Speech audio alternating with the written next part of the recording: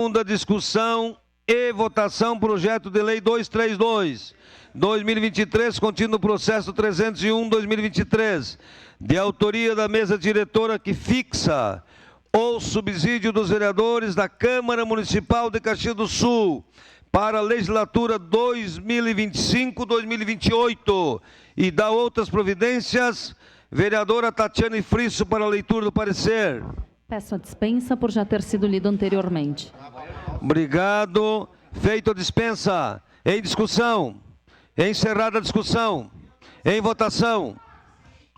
Solicito vereadores e vereadoras que registrem seus votos. Como vota Lucas Dil?